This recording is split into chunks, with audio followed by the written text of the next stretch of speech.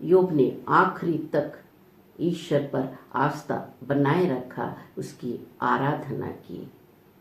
और दोस्तों, योग पूरी तरह से कंगाल हो गया था, उसका सब कुछ छीन लिया गया था, उसे एक महामारी ने जकड़ लिया था, उसके पूरे शरीर में घाव हो गया था, रिश्ते नाते सभी उसे पापी समझकर उससे मुंह फेर लिया था। उसकी पत्नी का धैर्य टूट गया और उसका पत्नी कहती है कि अब तो तू ईश्वर को कोस। और योग क्या कहता है, सुनिए।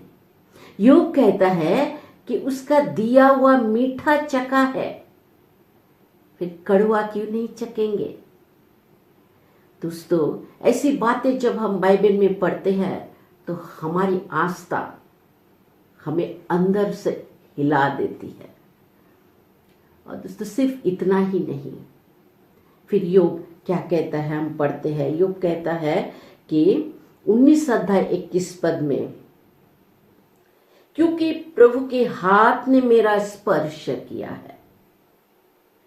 प्रभु के हाथ ने मेरा स्पर्श किया है। तो अगर आप परेशान हैं, दुखी है, समस्याओं ने आपको घेर के रखा है, परेशानियां हैं आपके ऊपर, या कोई विपत्ति में आप पड़े हैं, या आप बीमार हैं, ऐसे समय में आप अपने ऊपर हाथ रखें और कहे, प्रभु के हाथ ने मेरा स्पर्श किया है। प्रभु के हाथ ने मेरा स्पर्श किया है। दोस्तों, फिर इसके बाद योग के 3 करीबी दोस्त उसके विपत्ति के बारे में सुना और उससे मिलने आए, उसे सांत्वना देने आए।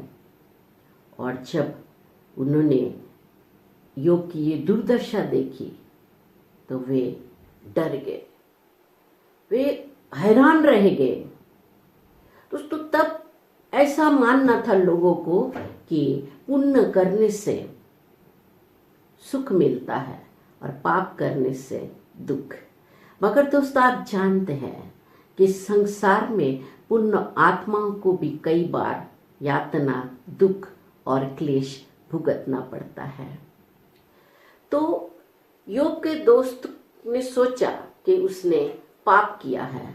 पहले तो उस बात को घुमा फिरा कर बोलने लगे, मगर बाद में उन्होंने सीधा सीधा कह दिया कि तुमने पाप किया है, तुम पश्चाताप करना चाहिए। मगर योग ने उनके इस दोस्तों की बातों को स्वीकार नहीं किया, क्योंकि उसे अपनी कोई गलती दिखाई नहीं दे रहा था। फिर पश्चाताप किस बात का। और फिर उसने ये भी सोचा कि जब कोई गलती किया ही नहीं, पाप किया ही नहीं, तो फिर पश्चाताप किस बात का। और अपने आप को अकारण पापी समझना, ये भी तो ईश्वर के खिलाफ ही है, इससे ईश्वर नाराज हो जाएगा। दोस्तों, यहाँ पर एक बात समझने की है कि योग की जो परीक्षा ली गई थी, उसमें उसके परीक्षा लेने के लिए परमेश्वर उसे जो विपत्तियां में डाली थी, वो सिर्फ परीक्षा लेने के लिए नहीं था। यहाँ पर इंसानों के लिए एक संकेत भी है कि ईश्वर के लिए, ईश्वर के कार्य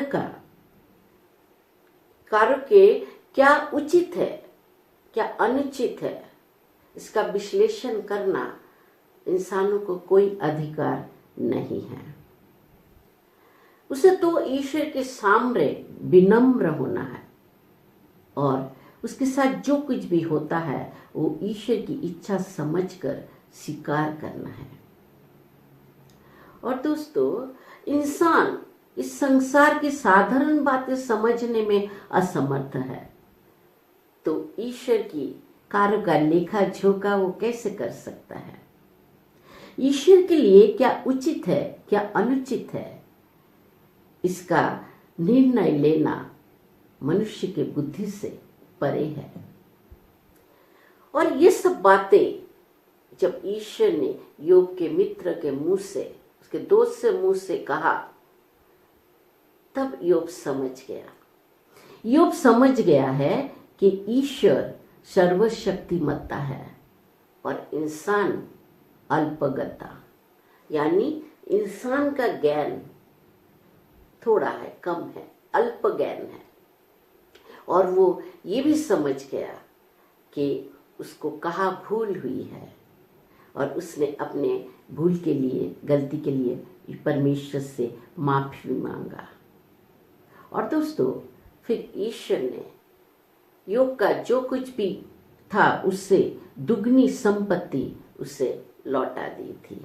आइए हम पढ़ते हैं योग 42 अध्याय 10 पद में। जब योग अपने मित्रों के साथ प्रार्थना कर चुका तो प्रभु ने उसे फिर संपन्न बनाया और पहले की जितनी संपत्ति थी उसकी दुगनी कर दी। आमीन। ईश्वर के आशीर्वाद से अब योग का दिन दुनी और रात चौगुनी हो गई। दोस्तों, इतने भयानक दुख क्लेश में भी, इतने संकट में, विपत्ता में भी योग अपने आप को ईश्वर के शरण में एक मित्र की तरह पाया।